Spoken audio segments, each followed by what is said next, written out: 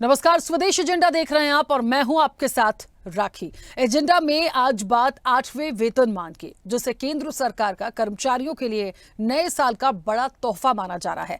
केंद्रीय मंत्रिमंडल ने गुरुवार को 8वें वेतन आयोग के गठन का रास्ता साफ कर दिया है और उसके साथ ही केंद्र सरकार के कर्मचारी और पेंशनर्स को हाथ में कुछ अतिरिक्त रकम बचने की उम्मीद जग गई है।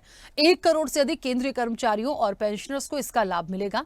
आयोग का गठन 2025 में शुरू होने की संभावना है। साथ ही 2026 तक सिफारिशें दी जा सकती हैं जो वेतन भत्ते पेंशन में संशोधन करेंगे। इससे कर्मचारियों के वेतन में अच्छी बढ़ोतरी हो सकती है, लेकिन इसका अर्थव्यवस्था पर कितना असर पड़ेगा और किन किन क्षेत्रों में बड़े बदलाव देखने को मिलेंगे, इसी पर करेंगे चर्चा। उससे पहले देखिए ये रिपोर्ट।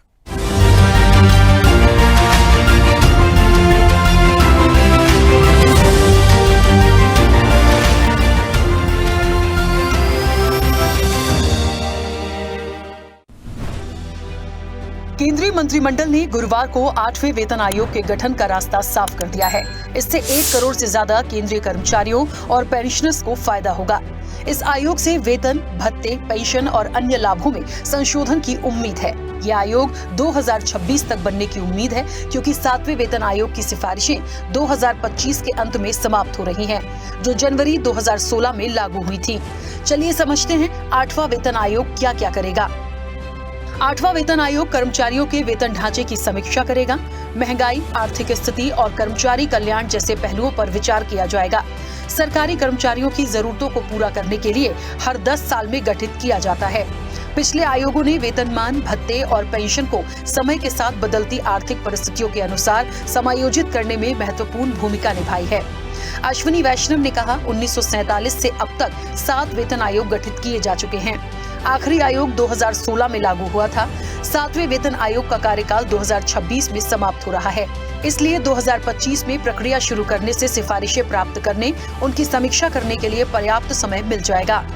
माननीय प्रधानमंत्री जी ने केंद्र सरकार के सभी कर्मचारियों के लिए 8th सेंट्रल पे कमीशन को मंजूरी दे दी है। 8th सेंट्रल पे कमीशन आप सब जानते हैं 1947 से अब तक 7 पे कमीशन हुए हैं और प्रधानमंत्री जी ने एक रेगुलर रिदम के साथ पे कमीशन बनाने का जो एक संकल्प लिया है, उसके हिसाब से 2016 में लास्ट पे कमीशन 7th पे कमीशन स्टार्ट हुआ था, तो 2026 में इसका टर्म कंप्लीट होता है।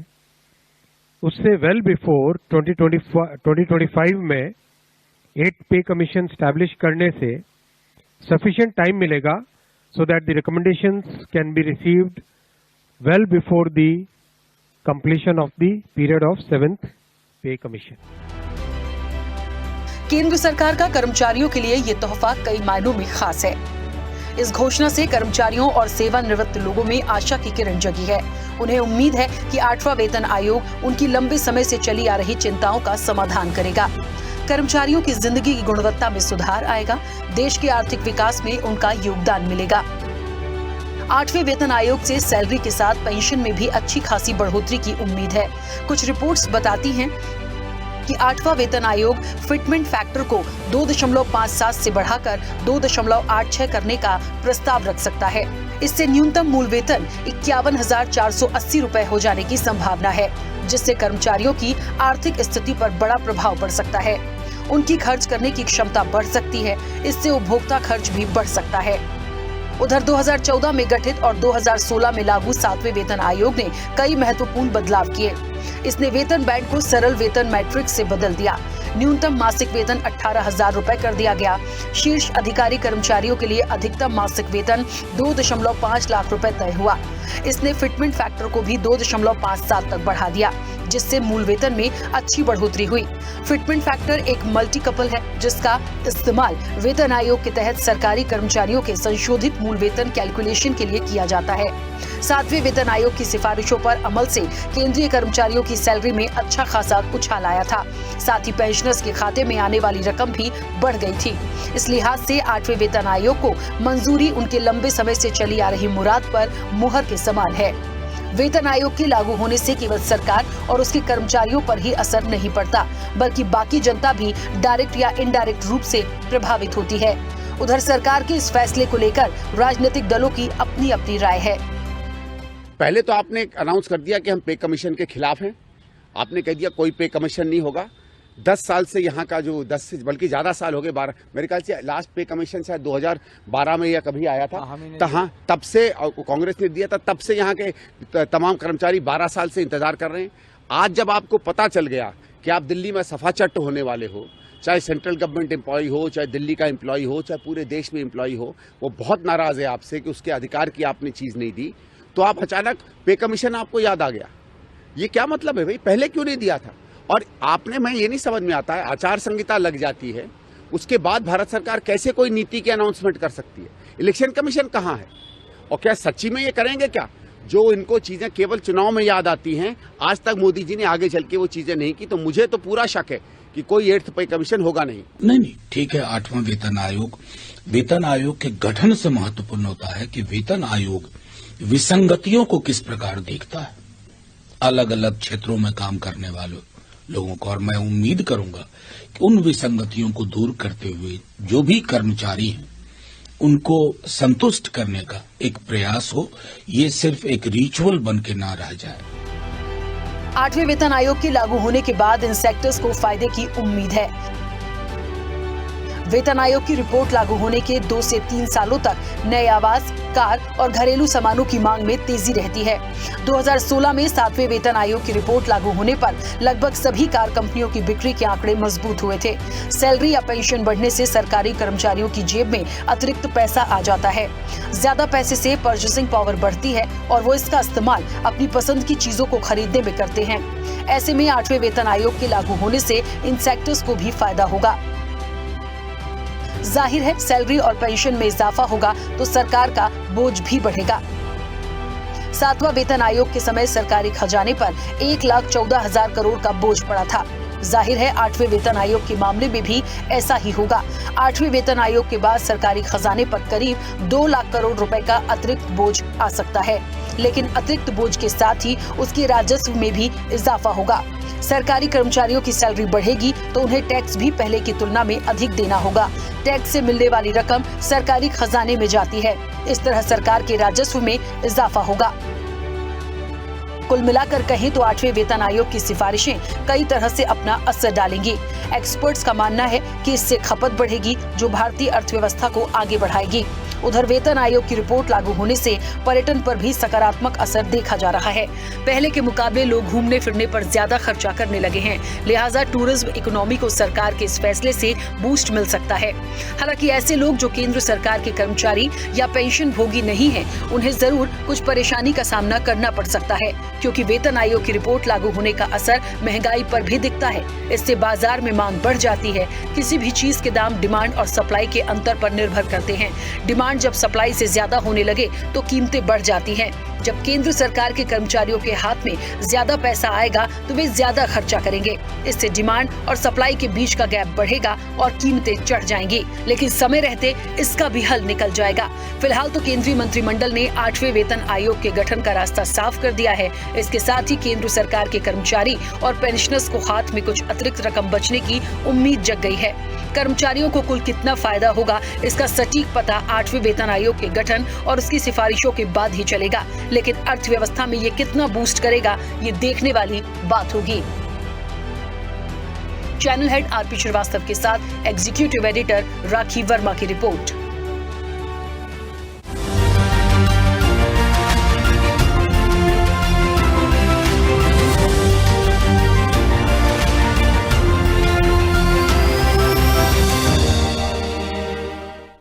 चलिए, तो 8वें वेतन आयोग का तोहफा तो है, अर्थव्यवस्था के लिए ये कैसा रहेगा? देखिए, अर्थव्यवस्था के लिए कैसा रहेगा ये सवाल अपने आप में महत्वपूर्ण है, क्योंकि सरकार 8th पे कमीशन की यदि आप बात कर रहे हैं तो उसका एक रोड मैप, उसका पूरा प्रारूप होना चाहिए। 2026 से इसकी सिफारिशें लागू होंगी। देखिए, जाहिर तौर पर 7वें वेतन आयोग की जो तमाम चीजें थी, क्योंकि उसका कार्यकाल खत्म हो रहा है, तो इस प्रोसेस को 2025 से शुरू तो कर दिया, इसके गठन की बात कर दी, लेकिन सारी चीजों का लाभ या उसका इम्प्लीमेंटेशन कह लीजिए वो 2026 से होगा। कहीं कोई दिक्कत नहीं है, लेकिन सरकार पर बोझ आएगा, राजस्व भी बढ़ेगा। क्या टैक्सेस, क्योंकि देखिए बजट आना है तो सबसे बड़ी बात है कि क्या वहां पे टैक्स बहुत सारे बढ़ाए जाएंगे, कहीं ना कहीं से वसूली तो आप करेंगे। कुल मिलाकर कर्मचारियों के लिए बहुत अच्छी एक बात है, किसी तोहफे से कम नहीं है, लेकिन इकोनॉमी पर भी हमें बात करनी पड़ेगी, क्योंकि जहां तक बात सिर्फ कर्मचारियों तक ये सीमित नहीं था, सरकार का बोझ बढ़ता है, तमाम चीजें होती हैं, आप उस चीज को आगे बढ़ाते हैं तो अर्थव्यवस्था अपने आप में बहुत महत्वपूर्ण है। सीधे चर्चा पर चलते हैं, हमारे साथ मेहमान जुड़े हैं। सबसे पहले आपका परिचय करा दें। भारतीय जनता पार्टी का पक्ष रखने के लिए महेश वर्मा हमारे साथ जुड़े हैं। महेश जी, बहुत स्वागत चर्चा में जुड़ने के लिए। कांग्रेस का पक्ष रखेंगे डॉक्टर शिवानंद हुल्यारकर। शिवानंद जी, आपका भी बहुत स्वागत है। जेडीयू का पक्ष रखेंगे विमलेंदु राय। विमलेंदु जी, आपका भी बहुत स्वागत है। अर्थशास्त्री हैं लोकेश भारतीय। लोकेश जी, आपका भी बहुत स्वागत है। कर्मचारी नेता हैं अशोक पांडे। अशोक पांडे जी, आपका भी बहुत स्वागत है। और वरिष्ठ पत्रकार प्रियदर्शी रंजन जी हमारे साथ जुड़े हैं। प्रियदर्शी जी, आपका भी बहुत स्वागत है। चर्चा की शुरुआत सबसे पहले लोकेश जी आपसे, क्योंकि अर्थव्यवस्था अपने आप में बहुत महत्वपूर्ण होगी। जिस तरीके से ये डिसीजन है, 8वें वेतन आयोग का तोहफा कर्मचारियों को दिया गया है और न्यूनतम मूल वेतन जो है इसके बाद सीधे सीधे जाएगा 51,480 रुपए होने की संभावना है। जाहिर तौर पर जेब में बहुत सारा पैसा आएगा, पेंशन भी इसके साथ मिलनी है, नई नई चीज़ों में एक्सपेंड करेंगे जो कर्मचारी हैं, लेकिन इकोनॉमी की दृष्टि से कैसे होगा? क्योंकि एक बोझ तो आएगा, एक भार तो आएगा, उसे किस तरह से देखते हैं? जी राकेश जी, निश्चित रूप से बिल्कुल ठीक अनुमान है आपका भी कि ये जो पैसा है वो हम कोई बाहर की अर्थव्यवस्था से तो लेके आ नहीं रहे हैं। अगर हम लोग गवर्नमेंट एम्प्लॉइज को जो सैलरीज में इंक्रीमेंट देंगे, चाहे वो बेसिक पे में ही हो, तो कहीं ना कहीं आपकी और मेरी जेब से ही जाना है ना। अब इसके फायदे और नुकसान क्या हैं? तो हमेशा कोई भी चीज के फायदे और नुकसान दोनों होते हैं, लेकिन मुझे ऐसा लगता है अभी वर्तमान में जो हमारी इंडियन इकोनॉमी जिस चीज से जूझ रही है वो है परचेसिंग पावर पैरिटी का कम होना। देखिए, ओवरऑल अगर हम लोग देखें तो हम दुनिया की सबसे बड़ी जनसंख्या वाले आज देश हैं। तो अगर हम लोग ये कहें कि नहीं, मांग तो हम लोग करते ही हैं, तो समस्या कहाँ है? देखिए, मांग हमेशा होगी, क्योंकि इतनी बड़ी जनसंख्या है तो एफएमसीजी में वो तो डिमांड करेंगे, जो फास्ट मूविंग कंज्यूमर गुड्स होते हैं। लेकिन जो सेंट्रल गवर्नमेंट के एम्प्लॉइज की जो सैलरी बढ़ेगी, उससे निश्चित रूप से जो एक परचेसिंग पावर और पैरिटी की जो बात करें हम लोग, वो बढ़ने वाली है। मैं एक आर्टिकल पढ़ रहा था जिसमें ऑटोमोबाइल इंडस्ट्री में बहुत बड़ा रिसेशन दिख रहा है आने वाले समय में, ठीक है। और उसमें ऐसा बताया गया है कि चाहे वो मारुति सुजुकी हो या ह्युंडई हो या कोई भी अन्य कार कंपनी हो, उनकी इन्वेंट्रीज जो हैं वो खाली नहीं हो पा रही हैं। तो जैसे कि आपने आपकी रिपोर्ट में बताया, निश्चित रूप से अगर हम लोग पिछले वाले 7th पे कमीशन के अनुमान को देखें तो जो सबसे ज्यादा तेजी दिखी थी वो कार या ऑटोमोबाइल इंडस्ट्री में देखने को मिली थी। दूसरा, सीधा सीधा जो हम लोग इकोनॉमिक्स में इन्फ्लेशन एडजस्टमेंट बोलते हैं या ऑफसेट ऑफ इन्फ्लेशन बोलते हैं साधारण भाषा में, कि जो इन्फ्लेशन बढ़ा है उसको कैसे हम लोग कंट्रोल करके एक बेस लेवल पे ले आए। तो महंगाई इकोनॉमिक्स ये बोलती है कि ना अच्छी है ना खराब है, अगर कंट्रोल्ड है तो वो अच्छी है। लेकिन यहाँ पे हम लोगों को चाहिए कि व्यक्ति आगे मांग करे। दूसरा, कि जब व्यक्ति के पास पैसा आएगा तो निश्चित रूप से, देखिए, मैं हमेशा मानता हूँ money is the most motivating factor to do any work. आप कोई काम कर रहे हो, मैं कोई काम कर रहा हूँ, तो मुझे पैसा कितना मिल रहा है। और मेरे भी घर में ज्यादातर लोग जो है गवर्नमेंट एम्प्लॉयज ही रहे हैं, मेरे कुछ पिताजी जो है वो गवर्नमेंट एम्प्लॉय हैं। तो मैंने देखा है कि मुख्य रूप से जो व्यक्ति काम करता है तो उसके दिमाग में एक ही चीज चलती है कि यार मुझे उतनी सैलरी नहीं मिल रही है। तो निश्चित रूप से सेंट्रल गवर्नमेंट जो 8th पे कमीशन लेके आएगी, हम आगे एक बार और इस पे भी बात करेंगे, तो इससे प्रोडक्टिविटी बढ़ेगी लेबर्स की, चाहे वो प्यून ही क्यों ना हो, है ना। क्योंकि कहीं ना कहीं पर एक सेटिस्फैक्टरी अमाउंट उसको मिलेगा और वो कहेगा कि हाँ यार मैं काम कर सकता हूँ अब, है ना। जहाँ 9,000 रुपये हमको सैलरी मिल रही है तो अंदाजन अगर हम लोग देखें तो लगभग 22,300। मैंने कुछ कैलकुलेशंस किए हैं, आगे मैं उससे डिस्कस करूंगा इसके बाद में। उसके बाद में सबसे महत्वपूर्ण चीज जो होता है इकोनॉमिक्स में, डिस्पोजेबल इनकम, मतलब मेरी जो आय है उससे जो मैंने खर्च कर दिया तो बचा हुआ डिस्पोजेबल इनकम है। ये डिस्पोजेबल इनकम इकोनॉमी के व्हील के लिए बहुत इंपॉर्टेंट होता है राकेश जी।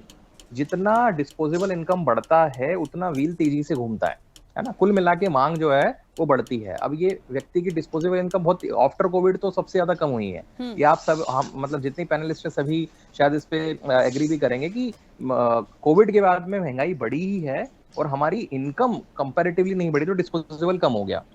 उसके अलावा अगर हम लोग देखें तो जो आर्थिक समृद्धि है, इकोनॉमिक ग्रोथ है, वो बढ़ेगी। उसी के साथ साथ सरकार के जो इंडिकेशंस हैं जिसके लिए सरकार काम कर रही है, जैसे वो जीडीपी ग्रोथ की बात करें हम लोग, है ना, या हम लोग जो 5 ट्रिलियन इकोनॉमी की बात कर रहे हैं, मैं ये नहीं कह रहा हूँ कि इसी की वजह से ही ऐसा होगा, but this is one of the indicator through which we can grow easily, है ना, इजीली, थोड़ा सा इजीनेस आ जाएगी। और लास्ट इसमें कि जो एक सोशल सिक्योरिटी है ना, और उसी के साथ साथ जो पोस्ट रिटायरमेंट बेनिफिट है, देखिए जो भी गवर्नमेंट एम्प्लॉइज है वो जानते हैं, उनको आज की कोई परवाह नहीं है। देखिए सैलरी तो मिल रही है, अगर वो 7th पे कमीशन के हिसाब से मिले, आज 8th के बाद मिले, कल 9th मिले, they are not worried about their salary, they are only worried about their pension। तो पोस्ट रिटायरमेंट जो सर्विसेज हैं निश्चित रूप से उनको वो सेटिस्फाई करेंगी, और आने वाले समय पे जो और युवा हैं वो इस ओर जाने के लिए और ज्यादा अग्रसर होंगे। राखी जी, मेरा ऐसा अनुमान बनता है। ठीक है, चलिए वापस आऊंगी आपके पास अशोक पांडे जी, क्योंकि मुझे लगता है कर्मचारियों का एक विषय है, एक तोहफे जैसा है। 8वें वेतन आयोग का ये जो तोहफा है, इसे कर्मचारी, क्योंकि आप जाहिर तौर पर उनके तरफ से पक्ष रख रहे हैं, इसे किस तरह से लेते हैं? और इकोनॉमी के लिए तो खैर उन्होंने बोल दिया, लेकिन क्या ये इम्प्लीमेंटेशन की जहां तक बात आएगी, ये मिल जाएगा? फिर सबसे बड़ा एक फैक्टर है कि पेंशन भी मुझे लगता है बढ़ा के, सारी चीज़ों का एक ग्राफ निकाला तो किस तरह से आप इस पूरे फैसले को देखते हैं? देखिए, सबसे पहले तो मैं 8वें वेतन आयोग के गठन का स्वागत करता हूँ। 8वां वेतन आयोग गठन करने से केंद्र से लेकर राज्य के कर्मचारियों में खुशी का वातावरण निर्मित हो गया है। हमको 7वां वेतनमान जब गठित हुआ था, 6वां वेतनमान गठित हुआ था, तो संघर्ष तो करना पड़ा था, क्योंकि उसको लागू कराने में संघर्ष करना पड़ता है। सरकार ऐसे ही थाली में रख के वेतन आयोग की सिफारिशों को लागू नहीं करती, न उनकी लाभ देती कर्मचारियों को। हम जब संघर्ष करते हैं तब हमको उसका लाभ मिलता है। और 7वां वेतन आयोग के गठन की सिफारिशों का साल अंतिम साल है 2025। अभी भी मध्य प्रदेश में 7वें वेतन आयोग की सिफारिश के अनुसार जो गृह भाड़ा भत्ता होना चाहिए, जो अन्य भत्ते होने चाहिए, वो भी आज कर्मचारियों को, 7.5 लाख कर्मचारियों को नहीं मिल रहे हैं। मेरा ये सोचना है कि 8वें वेतन आयोग का गठन तो केंद्र सरकार ने कर दिया, लेकिन इसकी जो सिफारिशें लागू हों वो ऐसी हों कि उसमें सभी चीज़ें जो सिफारिशों में लागू की जाएं उनको राज्य से लेकर केंद्र के कर्मचारियों के लिए सुनिश्चित किया जाए कि इसको लागू किया ही जाएगा, इसका लाभ दिया ही जाएगा। तब तो ये फायदेमंद साबित होगा हमारे लिए। वेतन आयोग की सिफारिशें आधी अधूरी लागू कर दी जाती हैं तो उसका लाभ हमको नहीं मिल पाता है, हमें संघर्ष करना पड़ता है। चाहे वो 6वां वेतनमान हुआ या 7वां, उसके उदाहरण हैं, और 8वां आ गया। हम इसका स्वागत करते हैं, ये एक अच्छी मतलब सौगात तो कहेंगे इसको केंद्र के कर्मचारियों के लिए। कल राज्य के कर्मचारियों के भी गठन की हम मांग उठाएंगे और राज्य सरकार से भी मांग करेंगे ये गठन किया जाए, इसको लागू किया जाए। लेकिन इसके लागू करने भर से हमारी पूर्ति नहीं हो जाती, हमें लाभ नहीं मिल पाता जब तक उसकी सिफारिशों को नीचे से लेकर ऊपर तक लागू न किया जाए। तब पेंशनर को भी लाभ होता है, तब कर्मचारियों को भी लाभ होता है, और श्रमिकों को भी लाभ होता है, बाजार को भी लाभ होता है, और सरकार को भी लाभ होता है। ये गठन बिल्कुल महत्वपूर्ण था, समय की मांग थी, लंबे समय से हम लोग इसकी मांग कर रहे थे, और ये गठन हुआ है, स्वागत योग्य। कर्मचारियों को इससे लाभ मिले इसकी मैं उम्मीद करता हूं। और हम तो आज से ही लग गए हैं, हमने केंद्र सरकार को पत्र भी लिखा है, गठन कर दिया, स्वागत योग्य, लेकिन इसकी सिफारिशों को जल्दी लाया जाए और सिफारिशों को लाकर 2026 में इसको इम्प्लीमेंट किया जाए। इम्प्लीमेंट के साथ साथ जो भी सिफारिश करती है आयोग के सदस्य, उनको सुनिश्चित किया जाए कि कर्मचारियों को, चाहे वो राज्य का हो चाहे केंद्र का हो, उसको लागू करके उसका लाभ दिया जाएगा। ऐसा नहीं कि सिफारिशें लागू कर दी, आयोग की सिफारिशों को लागू कर दिया, लेकिन कर्मचारी को, पेंशनर को उसका लाभ आधा अधूरा मिला तो उससे क्या फायदा है? ये सबसे बड़ी बात है। आयोग गठन कोई महत्वपूर्ण चीज नहीं है।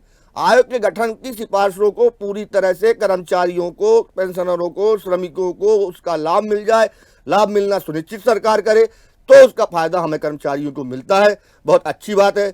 8वां वेतन आयोग आ गया। इस आयोग के आने का इंतजार प्रदेश का, केंद्र, देश का, प्रदेश का कर्मचारी लंबे समय से राखी जी कर रहा था, और बहुत अच्छी बात है। और आपके चैनल ने इस माध्यम को एजेंडा के माध्यम से उठाया, ये भी आप स्वागत योग्य, मैं आपकी स्वागत करता हूँ। कर्मचारियों की पीड़ा एक ही हो जाती है कि आयोग गठन के बाद उसका लाभ हमें नहीं मिल पाता बराबर।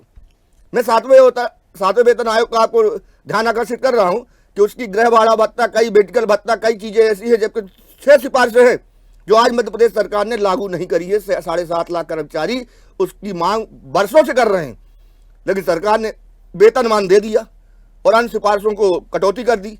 तो ये पूरा का पूरा हमें लाभ मिले और इस गठन 8वें वेतन आयोग का गठन बहुत स्वागत योग्य और इसकी सिफारिशों को जल्दी सदस्यों को नियुक्त किया जाए और उसको आयोग की सिफारिशें तैयार की जाए और उसको लागू किया जाए, ये हमारी मांग है। ठीक है, चलिए महेश जी मुझे सुन पा रहे हैं?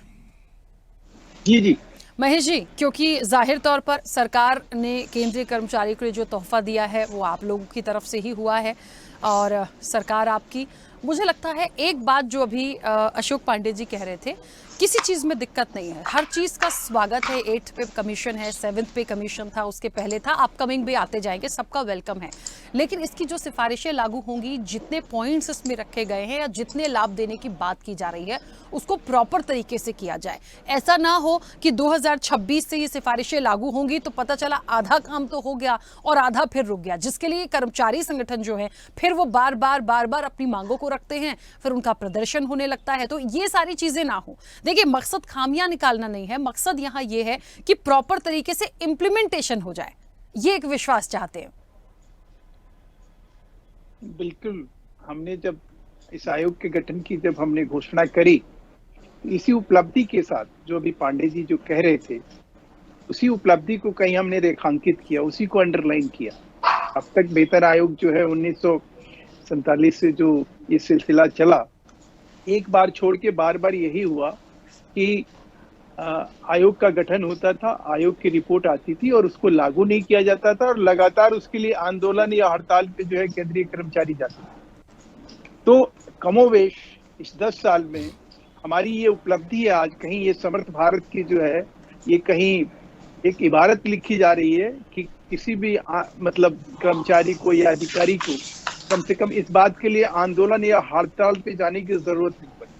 अब रही बात दूसरी कि इसके जरिए एक चीज जो है, कुछ और नहीं तो चलो भाई खिसियानी बिल्ली खंबा नोचे वाली कहानी करें कि भाई कुछ नहीं, अपनी शर्मनाक स्थिति अगर अंतर किया जाए, कहीं ना कहीं ये तो हमारे जो कर्मचारी और अधिकारी हैं उनको कहीं ना कहीं अंतर तो समझ में आ रहा होगा कि देखो एक ये सरकार है कि बिन मांगे हमें वो चीज दे रही है जो हमारे हक थे, जो हमारे अधिकार थे, और एक वो सरकार होती थी जिसके लिए हम लड़ते थे, झगड़ते थे, कहीं उसके लिए जाके जो है सड़क पे जब तक नहीं उतरते थे तो तब तक वो हमारे हक को कहीं देती नहीं थी।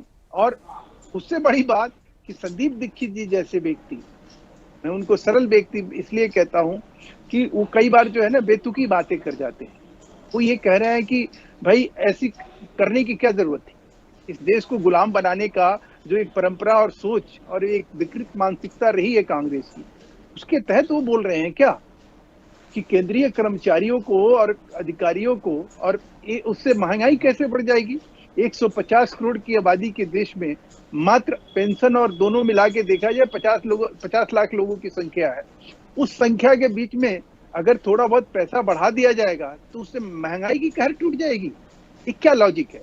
अगर आपको सही समझना है तो याद करिए कि ये वो दौर था एक टाइम कि जब केंद्रीय कर्मचारी और अधिकारी की तनख्वाह इतनी नहीं होती थी, उससे 3 गुना तनख्वाह जो है, मैं भी भारत सरकार के नौकरी में था और मैंने वहां से रिजाइन किया और रिजाइन करके एक मैंने चैनल को ज्वाइन किया एज CEO, और मुझे उस समय जो तनख्वाह मिलती थी भारत सरकार ने उससे 5 गुना तनख्वाह मुझे चैनल ने दिया। मैंने कहा कि भैया मैं तो यहाँ काम नहीं करूंगा, मैं तो वहां काम करूंगा। आज वो दौर नहीं है। आज कहीं लोगों को लग रहा है कि भारत सरकार में काम करना जस्टिफाइड है। चौथी बात कि जो आज एक बहुत बड़ा जरिया होता था, जिनको आप कहीं दबा के रखते थे, जिनको आप पैसे नहीं देते थे, जिनको आप मजबूर करके रखते, जो हड़ताल और आंदोलन पे आप जिनको मजबूर करते थे, वो क्या करते थे? वो फिर करप्शन का रास्ता अपनाते थे, लोगों के काम करने के लिए बदले में पैसे लेते थे। आज जब उनका कहीं उनको सही सैलरी मिलेगी, सही उनको कहीं तनख्वाह मिलेगी, अपना लालन पालन अपने बच्चों के अच्छे से परिवार का कर सकेंगे, तो उनको ये सब करने की जरूरत नहीं होगी। और जो जज्बा और जो आज कहीं सरकार जो है, देखिए ऐसे करप्ट और भ्रष्ट लोगों को बाहर का रास्ता तभी दिखा पाती है जब वो कहती है कि देखिए साहब हम आपको पैसे भी दे रहे हैं और आप उसके बाद करप्शन भी कर रहे हैं, तो ये नहीं चलेगा। तो ये एक बहुत स्वस्थ और कहीं सामर्थ्य भारत का जो है एक कहीं चित्रण है, अवतरण है। और ये वही देश है कि आप देखिए सबसे बड़े अर्थशास्त्री कहे जाने वाले, जिनको लेकर मनमोहन सिंह जी जब वो सत्ता से कांग्रेस विदा हुई उस समय 11 लाख करोड़ का आपका बजट होता था। आज वही बजट जो है 65 लाख करोड़ पे जाके हिचकोले ले रहा है। तीसरी अर्थव्यवस्था की तरफ हम जा चुके हैं। बड़ी हम अगर कोई चीज बड़ी लकीर हमने खींची है तो बड़ा मन होना चाहिए, बड़ा दिल होना चाहिए उसको स्वीकार करने के लिए। और ये स्वीकारता कहीं हमारी जनादेश या जनमत या वो लोकतंत्र में अगर कहीं देखना है तो लगातार सरकार का, हमारे भारतीय जनता पार्टी का, सरकार का लगातार कहीं बने रहना और लगातार अपने कामों के जरिए, और यही एक जरिया होता है। आप क्या करिएगा, आप पैसा लीजिए, टैक्स का पैसा लेके आप क्या उन पैसे को अपने कहीं अपने शान शौकत या लग्जरी या विलासिता के लिए रखिएगा? आप पैसा उन्हीं लोगों को दीजिएगा जो काम कर रहे हैं, ठीक है, और जिनको जरूरत है। ठीक है महेश जी, वापस आती हूँ। शिवानंद जी सुन पा रहे हैं?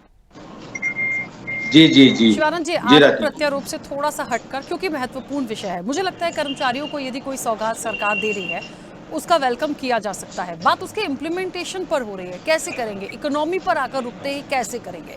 क्या टैक्सेस बढ़ जाएंगे? क्योंकि जाहिर तौर पर राजस्व भी देखना है। सरकार घाटे में तो कोई भी काम ऐसा नहीं करेगी ना।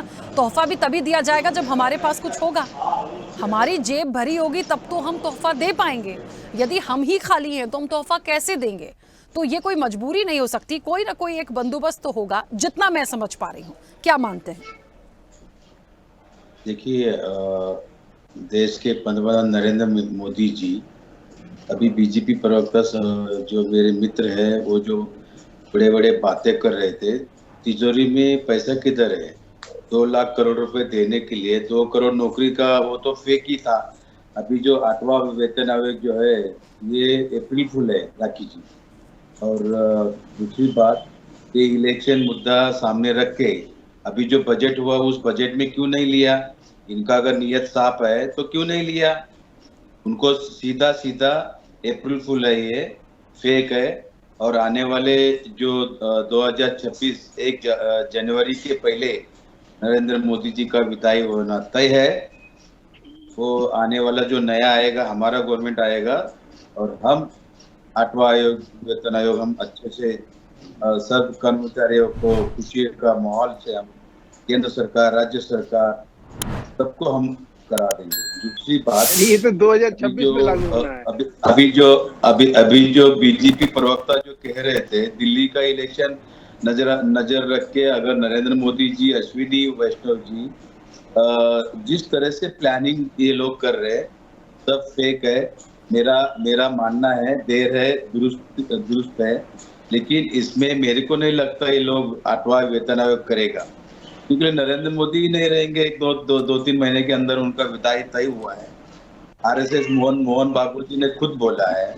तो ये सब बड़े बड़े बातें, इलेक्शन लेके लोगों को गुमराह करना, इनको अदानी से टाइम कहाँ है? इनको बाहर देश घूमना, 10-10 लाख का कपड़ा डाल के आज कहाँ गया, इटली गया, आज कहाँ गया, अमेरिका गया, आज कहाँ गया, पाकिस्तान गया। यही नरेंद्र मोदी साहब का काम चल रहा है। तो सर लेकिन देखिए ना, वो घूमेंगे तो वो 8th पे कमीशन लागू करने के बाद कर्मचारियों को भी मौका दे रहे हैं, जेब बहुत सारी भरेगी, उनको पेंशन मिलेगी, वो लोग भी घूमने जाएंगे, टूरिज्म हमारा बढ़ेगा, राजस्व बढ़ेगा, प्रॉफिट भी तो देखिए। नहीं, पैसा ही नहीं है। इसके पहला 2 से 2.5 लाख करोड़ रुपए कहाँ है? फार्मर आज फार्मर 900 लोग मरे हुए हैं, उनका आज तक 1 रुपए नहीं दिया है। रोजगार बढ़ गया है। आप बताइए कहाँ? मैं बीजेपी प्रवक्ता को पूछना चाहता हूँ, 10 काम बताइए नरेंद्र मोदी 10 साल में क्या किया है? सिर्फ अपना फेक ये करना है, कुछ भी ठीक ठाक नहीं किया है। पेंशन भी नहीं मिलेगा और नौकरी भी पक्की नहीं है। अभी आर्मी का देखिए 4 साल में रिटायर्ड, जब लड़का शादी के टाइम में आता है तो आर्मी से रिटायर्ड हो रहे 24 साल में। तो कैसा क्या है? ये सब फेक है, अप्रैल फूल है राखी जी। चलिए, मतलब आपको ऐसा लगता है कि 8th पे कमीशन लागू नहीं होगा? नहीं होगा। तो सर जो आयोग का गठन हुआ है उसका क्या करेंगे? उसको बना के क्या करेंगे फिर? नहीं, आयोग गठन नहीं होगा। ये मैं चैलेंज के डंके के साथ बोलता हूँ। इनको कोई लेना देना नहीं है, न फार्मर, बेरोजगार, न कर्मचारी। आज कर्मचारी कुछ मांगा ही नहीं तो इनके पास जेब में पैसा नहीं, ये खुद ही बोल रहे हैं। अरे अरे अरे अपने पापा को भी पैसा मांगना पड़ता है भाई। पापा पैसा दे दो, ये मेरा बिना मांगे मोदी साहब दे रहे तो बहुत खुशी का माहौल लग रहा है बीजेपी प्रवक्ता साहब को, मेरे मित्र को। ये सब फेक है, किसी को भी 1 रुपए नहीं मिलेगा, जो सैलरी है वो भी टाइम से नहीं मिल रहे हैं। आज आज आज मुंबई में देखिए एसटी का 2 महीने से सैलरी नहीं हुआ है। बस कंडक्टर ड्राइवर का, उसका हाल देखिए। पेंशन तो बहुत दूर की बात है। चलिए शिवानंद जी, ये बड़े बड़े बातें, वड़ा पाव खाते, यही बीजेपी आरएसएस का प्लानिंग है। बीजेपी प्रवक्ता साहब को बोलना चाहता हूँ, इलेक्शन आग के सामने रखे, अप्रैल फुल मोदी साहब ने किया है, कोई भी भरोसा मत रखिए। मैं हाथ जोड़ के गिनती करता हूँ, ये जो नौकरी है वो भी बचाने के लिए बहुत मुश्किल है। उल्टा ये लोग कम कर रहे हैं। ठीक है शिवानंद जी, चलिए। आपको लगता है 8वां वेतन आयोग देगा? इनके पास पैसा ही नहीं है जेब में। ठीक है, चलिए। अडानी करते बैठे हैं। अब वो व्यवस्था उनको करनी है तो वो करेंगे ही। ठीक है, मैं वापस आती हूँ। विमलेंदु जी, सुन पा रहे हैं मुझे? जी विमलेंदु जी, मुझे ऐसा लगता है कि 8th पे कमीशन पे सबसे पहले आपकी राय। मुझे लगता है ये सभी कर्मचारियों के लिए एक तोहफे जैसा है। केंद्रीय कर्मचारी हैं, ठीक है, अच्छी बात है, उसको कैसे इम्प्लीमेंट करवाना है। मैंने शुरुआत में एक चीज कही थी, आरोप प्रत्यारोप से थोड़ा हटके इसको हमें कर्मचारियों के यदि पक्ष में कोई चीज आई है उसको लेकर चलना है। तो कर्मचारी एक ही जगह नहीं है, देश भर की बात हो रही है आपका। नहीं राखी जी, हमने आरोप नहीं किया है। इन्होंने क्यों अगर मोदी साहब का नियत ठीक था, निर्मला सीतारमण का नियत ठीक था, तो जब बजट में क्यों नहीं लिया? ठीक है शिवानंद जी, आपका सवाल जायज है, उसका भी जवाब लूंगी मैं। हाँ, विमलेंदु जी बजट में बताइए, जवाब लेती हूँ। विमलेंदु जी को बोलने दीजिए। अभी शिवानंद जी, सबसे पहले तो मैं आपको बधाई देता हूँ, इतने अच्छे टॉपिक को आज आपने अपने चैनल के माध्यम से दिया है। ये निश्चित रूप से बहुत ही हर्ष की बात है, केंद्रीय कर्मचारियों के लिए ही नहीं, पूरे भारत के मध्यम वर्ग के लिए ये बड़ी हर्ष की बात है।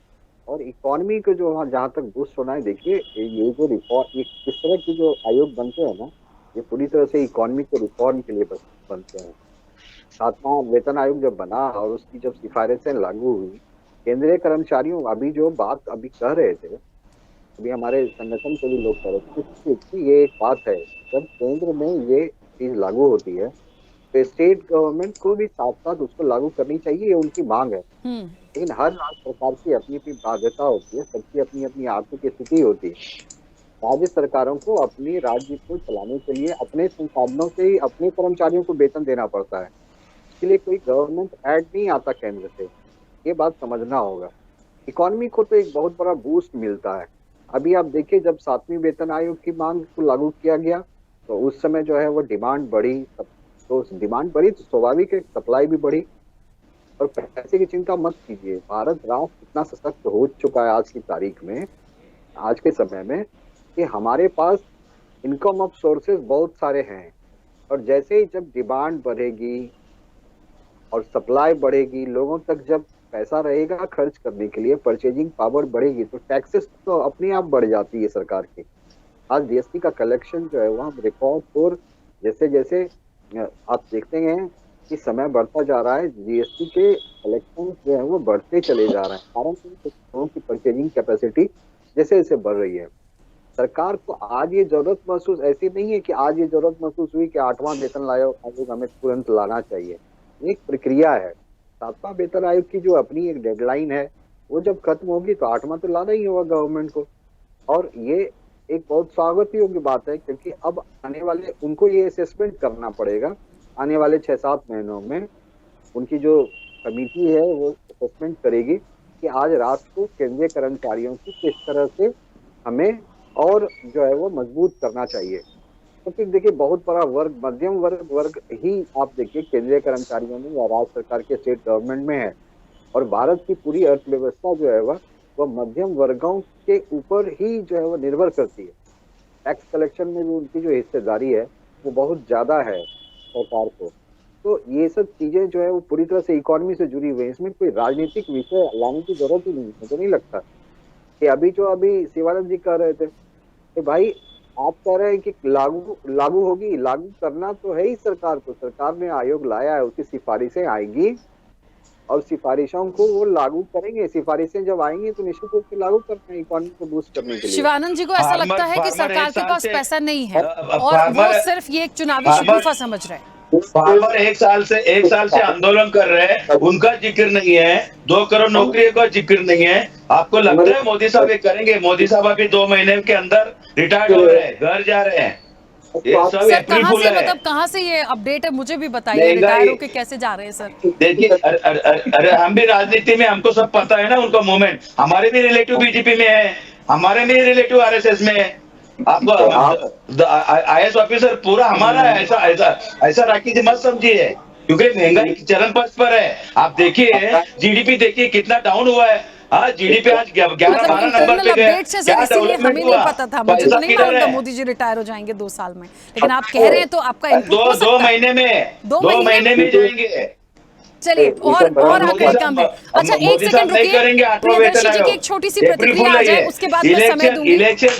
इलेक्शन सामने रख के मोदी साहब ने ये अप्रैल फूल किया है। अच्छा ठीक है, चलिए ठीक है। शिवानंद जी एक सेकंड, कई सारे मेहमान बोलना चाहते हैं, लेकिन एक छोटी सी प्रतिक्रिया प्रियदर्शी जी की आ जाए, उसके बाद में वापस आ रही हूँ। अशोक पांडे जी इसके बाद आऊंगी। प्रियदर्शी जी, ये जो बातें निकल कर आ रही हैं, मुझे नहीं लगता राजनीति का ये कोई मुद्दा था, लेकिन वो बात आएगी, क्योंकि कुछ लोगों को ऐसा लग रहा है ये चुनावी शगुफा है, चुनाव है दिल्ली में, इसलिए ये सारी बातें हो रही हैं, कर्मचारियों को लुभाने का प्रयास है, सरकार के पास बजट में पैसा क्यों नहीं किया राखी जी? और ये तमाम चीजें थी तो बजट में क्यों नहीं आई? 1 फरवरी में अपकमिंग है, और ये भी कहा जा रहा है कि आप सारा वसूल लेंगे टैक्सेस वहां पे बढ़ाकर। तो ये कुल मिला के बहुत सारी खिचड़ी आ रही है इसमें, लेकिन अल्टीमेटली फायदा होता कर्मचारियों को दिखता है कब? जब 2026 में सिफारिशें लागू हो जाएंगी। कैसे समझते हैं आप? ये पहली बात तो कि जब 26 से सिफारिशें लागू होंगी तो अभी के बजट में उसका प्रावधान करने का कोई मतलब बनता नहीं है, तो ये बात नहीं है। दूसरा, ये बहुत ही डेयरिंग डिसीजन है नरेंद्र मोदी का। जब आपका जीडीपी असेसमेंट लो है, वैसी स्थिति में आप ये डिसीजन ले रहे हैं कि हम 8वां वेतन आयोग की सिफारिशों को लागू करेंगे, तो ये बहुत बड़ा डिसीजन मैं मानता हूँ। हालांकि मैं ये भी मानता हूँ कि भारत को अभी 8वें वेतन आयोग पर कोई जल्दीबाजी नहीं दिखाना चाहिए था। मैं इसलिए कह रहा हूँ कि भारत उन देशों में शामिल, भारत महंगाई कम करो ना भाई। मैं दूसरी बात कहना चाहता हूँ कि भारत उन देशों में शामिल है जो जीडीपी के मुकाबले, विश्व भर की मैं बात कर रहा हूँ, जीडीपी के मुकाबले सर्वाधिक वेतन देता है। उन देशों में भारत शामिल है, शायद टॉप पर है। तो आप आज भी जीडीपी के मुकाबले सरकारी कर्मचारियों को कम वेतन नहीं है, और इतनी बड़ी मतलब खजाने पर तो बोझ बढ़ेगा। माना कि इससे इकोनॉमी बूस्ट होगा, और कई तरीके अपनाए जाते हैं इकोनॉमी को बूस्ट करने के लिए, उसमें ये तरीका हो सकता है, लेकिन इससे सरकारी खजाने पर बढ़ेगा। आप कह रहे हैं कि टैक्स हम लाएंगे, लेकिन टैक्स के ही पैसे से तो वेतन भी बांटा जाएगा। दूसरी और महत्वपूर्ण बात मैं कहना चाहता हूँ, जो मेरी समझ में आज की तारीख में आ रहा है, वो ये है कि जिस तरीके से मतलब इसको चुनावी मत मानिए, इसको इस तरीके से देखा जाए कि आपके यहाँ एक असमानता फैलेगा, आर्थिक असमानता। एक तरफ कर्मचारियों का बहुत हाई, सरकारी कर्मचारियों का बहुत हाई लेवल का वेतन हो जाएगा, दूसरी ओर आईएलओ और आईएचओ जैसी जो संस्थाएं हैं, वो संस्थाएं कह रही हैं कि प्राइवेट सेक्टर में आपका वेतन वर्ष 2012 के मुकाबले भी अभी कम है। तो ऐसी स्थिति में आर्थिक असमानता बहुत बड़े स्तर पर बढ़ सकता है। इसका एक बड़ा नेगेटिव पहलू ये जा सकता है। दूसरी और महत्वपूर्ण बात है कि इससे राज्य सरकार क्या करेंगे, राज्य सरकार कहाँ से खर्च लाएंगे, वेतन लाएंगे? क्योंकि जब केंद्र सरकार अपना नया वेतन आयोग की सिफारिशों को लागू करता है, तो राज्यों की भी एक मजबूरी बन जाती है कि वो केंद्र से जो नवीनतम वेतन आयोग है उसकी सिफारिशों को लागू करे। अभी भी देख लीजिए, कई ऐसे राज्य हैं जो 7वां वेतन आयोग को ठीक से लागू नहीं कर पाए। 8वें वेतन आयोग में को किस तरीके से करेंगे वो तो एक अलग बात है। 7वें वेतन आयोग को भी ठीक से लागू नहीं कर पाए हैं। मध्य प्रदेश, बिहार, झारखंड, उड़ीसा जैसे जो राज्य हैं जो थोड़े इकोनॉमिकली नीचे हैं, उन राज्यों के लिए तो बहुत बड़ी चुनौती होगी कि 8वें वेतन आयोग की सिफारिशों को किस तरीके से लागू करें। और जो कहा जा रहा है कि वेतन आयोग से मार्केट में पैसा फ्लो करेगा और लोगों की इकोनॉमी बढ़ेगी, तो देखिए वेतनभोगी कितने लोग हैं, राज्य सरकार, केंद्र सरकार, तमाम और पेंशनधारी तमाम लोगों को मिला लीजिए तो 3.25 करोड़। तो 3.25 करोड़ की आबादी को अगर आप कैलकुलेट करते हैं तो मुझे लगता है कि 2% के करीब आएगा कुल देश की पूरी आबादी का। तो उस लिहाज से भी एक बहुत बड़ा बूस्टर आप इसको नहीं कर सकते हैं। हाँ, चूंकि ठीक है कर्मचारी है, उनका वेतन बढ़ना चाहिए, लेकिन इससे कोई चमत्कार होगा इसकी उम्मीद मैं नहीं करता हूं। मैं इसकी उम्मीद जरूर कर रहा हूं कि सरकारी जो कर्मचारी हैं, जो कहते हैं कि सरकार तो पैसा ही नहीं देती है, हम क्या कैसे करेंगे, उनको ये करारा जवाब है कि नहीं, आपको पैसा मिलता है और टाइम टू टाइम अब रिफॉर्म हो रहा है। और नरेंद्र मोदी सरकार ने जो पहल की, बहुत अच्छी पहल है कि 10 सालों पर जब वेतन आयोग की सिफारिशें का जो लागू करने का पीरियड है वो 10 सालों पर है। हालांकि वो समय समय पर भारत में इधर उधर होता रहा है, लेकिन नरेंद्र मोदी उस ट्रेंड को अगर लागू कर रहे हैं तो एक बहुत बड़ी बात है, एक उम्मीद जागेगी। और उससे ये जो कर्मचारी लोग जो बहाना बनाते थे, सरकारी कर्मचारी लोग, उन लोगों को अब जवाब मिल गया है और अब उनकी जवाबदेही ज्यादा बनेगी।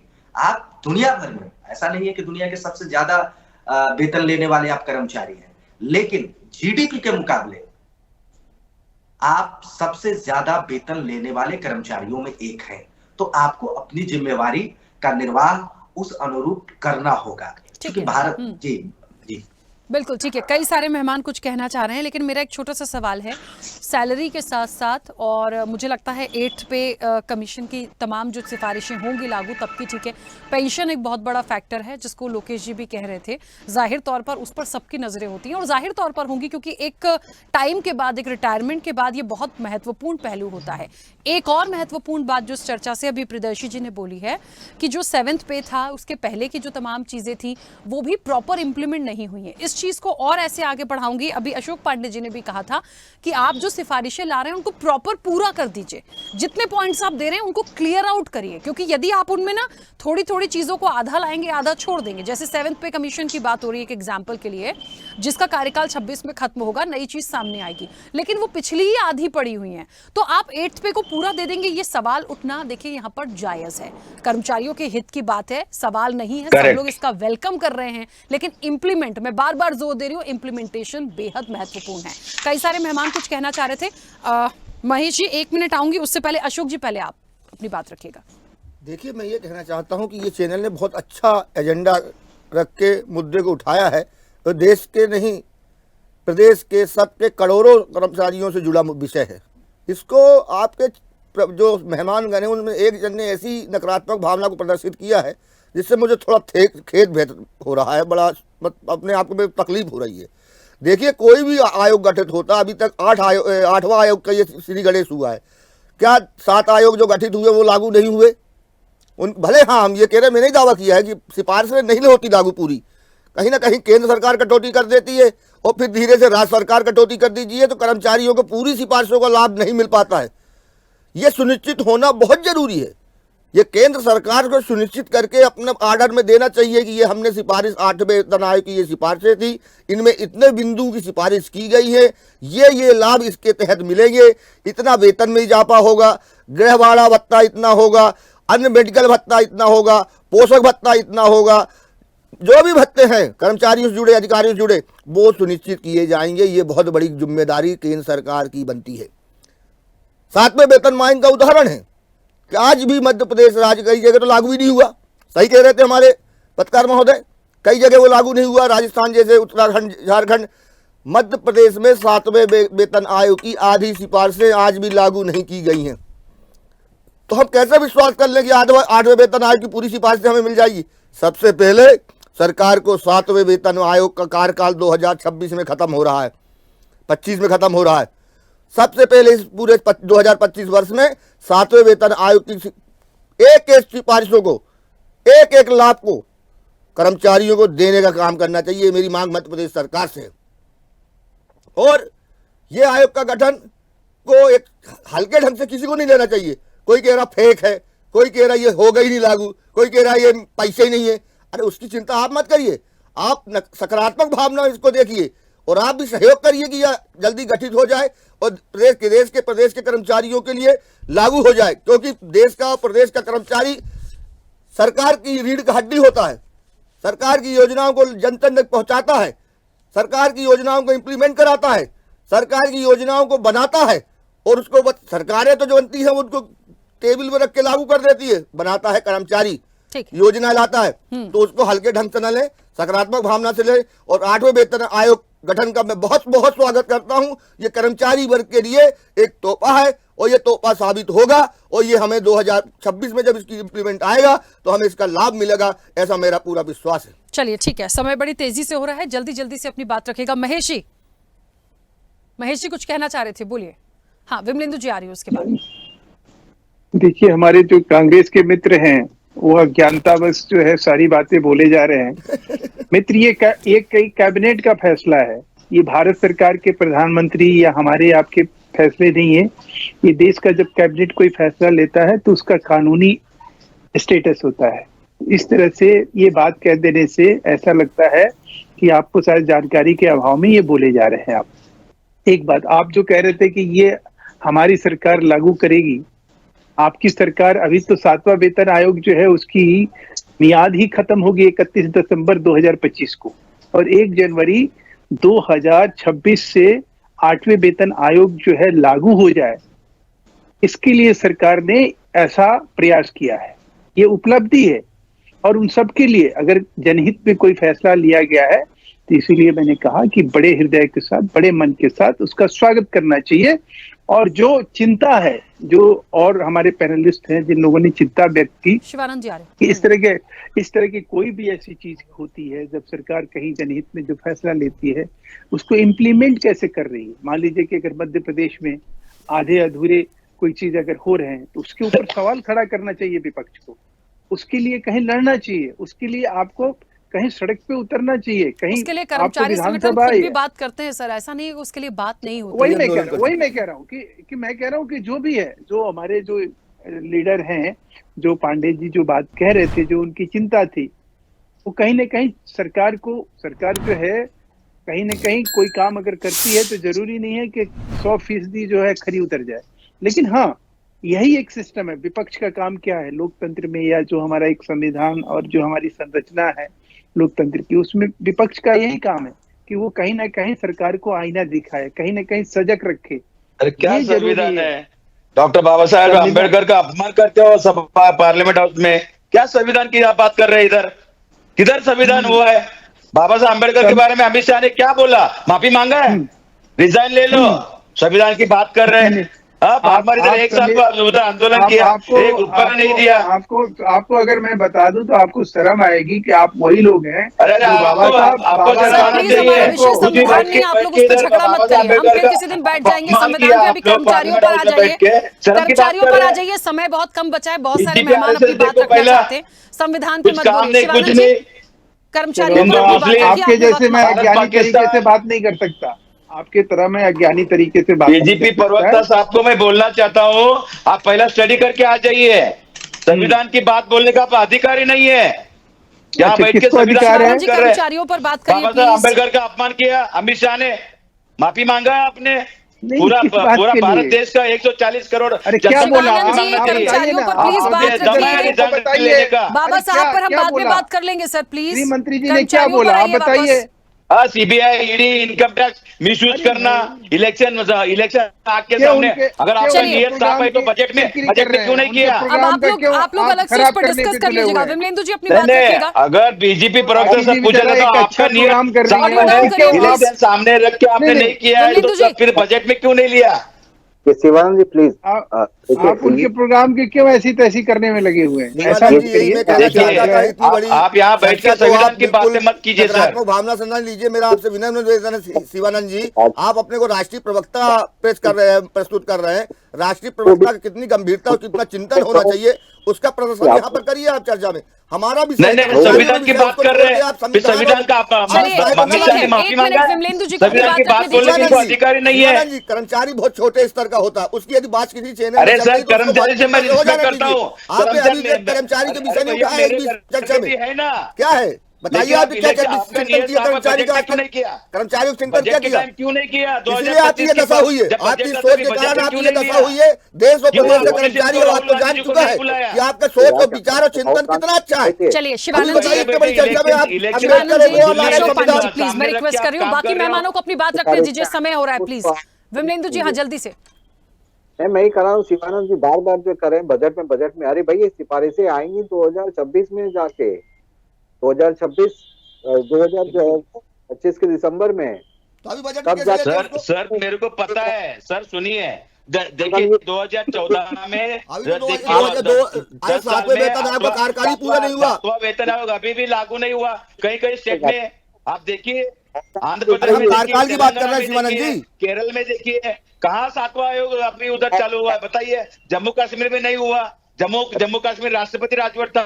क्या बात कर रहे हैं सर, उधर एलजी बैठा था मनोज सिन्हा साहब, कहाँ किया बताइए बजट।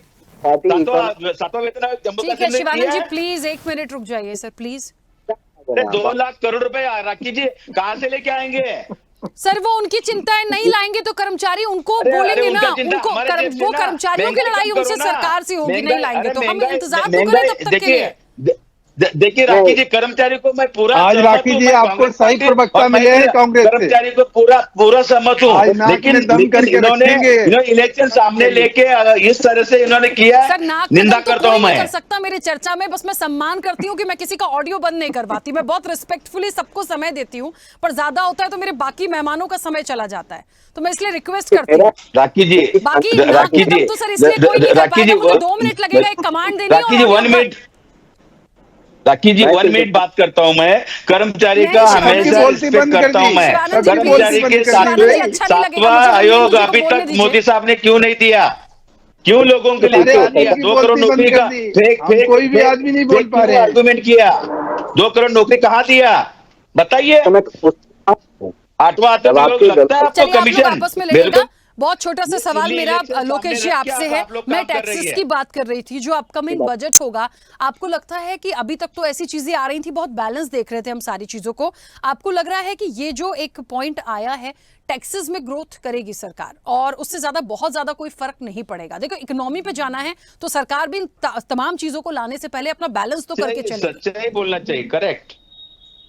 देखिए राखी, निश्चित रूप से अब अगर हम लोग बजट की बात करें, है ना, तो 1 करोड़ लोग हैं, अगर हम लोग देखें तो 45 लाख ऐसे कर्मचारी अधिकारी हैं जो गवर्नमेंट एम्प्लॉइज हैं और लगभग 67 लाख जो हैं वो आपके पेंशनधारी हैं। तो 1 करोड़ है, कोई बहुत ज्यादा मतलब ऐसा इसमें रॉकेट साइंस नहीं है समझने के लिए कि कितना इम्पैक्ट होगा, बहुत नेग्लिजिबल इम्पैक्ट होगा।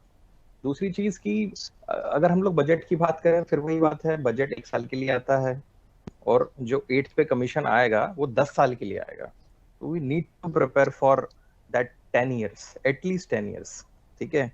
और क्या है ना, एक छोटी सी चीज है, एक व्यक्ति है वो दीपक लिखता है ना, मैं लिख रहा था तो उसने बोला आपने ना स्पेलिंग गलत लिखी, तो हो सकता है मैंने बोला हाँ गलत लिखी होगी मैंने, तो मतलब DI लिखते, बोले नहीं आपने जो दूसरा ई लगाया था ना वो पहले आएगा। तो क्या होता है कि जिस व्यक्ति को कामियां ढूंढना है वो कहीं भी ढूंढ लेगा। अब वो चाहूं मैं पहले ई लगाऊं या बाद में ई लगाऊं, कोई खासा फर्क पड़ने वाला नहीं। आप सोचिए इस देश में, मैं अभी 2 दिन पहले एक रिपोर्ट पढ़ रहा था, 1,12,000 है ना, 1,12,000 प्रति व्यक्ति आया है। अब किसी को आप बोलेंगे ना तो वो आप पे भी हंसेंगे, मुझ पे भी हंसेंगे। बोलो यहाँ पे हम लोग इस चीज पे ध्यान ही नहीं दे रहे हैं कि जो 8 पे कमीशन है, अगर हम लोग इसमें फिटमेंट फैक्टर की बात करें तो अगर हम लोग पुराने लेके चले हैं 2.57, आप छोड़ दीजिए 2.86 क्या होगा, मैं आपको सिंपल कैलकुलेशन बता रहा हूँ कि अगर आप पुराना ही 2.57 लेके चले हैं और मान के चले हैं कि सामने वाले की व्यक्ति की आज की जो सैलरी है ना वो 44,000 है, तो 2.57 से अगर हम लोग देखें लगभग 88,000 बेसिक सैलरी हो जाएगी। और किस व्यक्ति के लिए आप मुझे बताइए 88,000 लगभग 90,000 रुपए कम होते हैं। तो हम सरकार का अच्छा पहलू तो देख ही नहीं रहे, इसका मतलब ये हुआ है ना, आज व्यक्ति 8,000 रुपए कमा नहीं पा रहा। लोकेश जी वही एक महत्वपूर्ण पॉइंट था कि न्यूनतम मूल वेतन जो होगा 8th पे कमीशन के बाद वही 51,480 रुपीज जाता है, इसको भी हम कम नहीं ले सकते। तो 88,90,000 तो मुझे लगता है बहुत हुआ। तो मैं आपको शुक्रिया अदा करूंगा मैम कि आपने मुझे मौका दिया। तो आप देखिए 88,000 तो आपकी बेसिक सैलरी हो गई, उसमें HR हम लोग जानते हैं 1/4 होता है, उसको 22,000 रुपए पकड़ लो आप, और ट्रैवलिंग अलाउंस जो है उसमें आप कम से कम 3,000 रुपए, मैं सब मिनिमम ले रहा हूँ, 1,15,000 रुपए मिनिमम सैलरी होगी। और ये स्टार्टिंग सैलरी है, स्टार्टिंग सैलरी है। और आपको पता है अभी DA मैंने क्यों नहीं लिया, बहुत सारे लोग सोच रहे हैं DA नहीं लिया आपने, तो जो लोग एम्प्लॉयज ऑलरेडी जानते हैं कि सैलरी बढ़ने के बाद में कुछ समय के लिए DA नहीं बढ़ता है, उसके बाद में DA बढ़ेगा। और बाकी मैंने चीजें इसमें जोड़ी नहीं है। राखी जी बहुत अच्छा फैसला है, इसलिए नहीं कि मैं किसी सरकार का समर्थन कर रहा हूं, जो सच्चाई है वो है ना। ठीक है, हमें इसका स्वागत करना चाहिए। चलिए, क्योंकि समय हो गया है, मैं नहीं, बाकी सारे पैनलिस्ट इस चीज का वेलकम कर रहे हैं। शिवानंद जी भी कह रहे थे कर्मचारियों के हित के लिए यदि है वेलकम, लेकिन उनको जो समस्या और प्रॉब्लम थी वो इस बात की है कि सिर्फ कहेंगे करेंगे नहीं। और देखिए वही बात इस चर्चा से भी निकल के आई। अगर करना इनका नियत साफ है तो राखी जी इन्होंने बजट में करना चाहिए था ना। 7th पे कमीशन जो था बहुत सारी जगह पे नहीं हुआ सर। बजट मोदी साहब करना चाहिए, निर्मला सीतारमण सिफारिशें लागू होंगी, वो भी शामिल हो जाएगा। और पैसा कहां से आएगा, करीब एक जो अमाउंट हम यहाँ पर लेकर चल रहे हैं वो कहां से आएगा, ये सरकार की चिंता है। क्योंकि कर्मचारियों को यदि नहीं दे पाएंगे ना, तो यहाँ कर्मचारी संगठन से हमारे साथ बैठे हैं दिग्गज, वो खुद अपनी लड़ाई लड़ ही रहे हैं लगातार और लड़ेंगे। तो सरकार कोई भी हो उसको छोड़ने वाले नहीं है कर्मचारी संगठन, तो ये देखना पड़ेगा हमें। लेकिन फिलहाल जो एक बात आई सरकार की तरफ से कर्मचारियों के हित में, उसका वेलकम करिए। इंप्लीमेंटेशन के लिए हम सब लोग हैं सर, नहीं होगा तो फिर बात करेंगे। ठीक है, चलिए समय हो गया फिलहाल। आप सभी का बहुत शुक्रिया इस चर्चा में जुड़ने के लिए। कहीं ना कहीं 8वें वेतन आयोग का तोहफा अर्थव्यवस्था के लिए अच्छा होगा। देखिए जाहिर तौर पर बूस्टअप तो मिलेगा, अलग अलग चीजें हैं। जब पूरा कैलकुलेशन, ये सिफारिशें लागू होगी और सामने आएगा, तब कितनी इकोनॉमी ग्रोथ करती है, कैसे डेवलपमेंट होता है, महंगाई यदि आ रही है तो उसको कैसे बैलेंस कर रहे हैं, ये कई सारी ऐसी चुनौतियां हैं। लेकिन सारी चीजों का हल निकाला जाएगा और समय रहते वो सारी चीजें सामने आएंगी। फिलहाल चर्चा में इतना ही। बने रहिए स्वदेश न्यूज के साथ। सबसे पहले देश।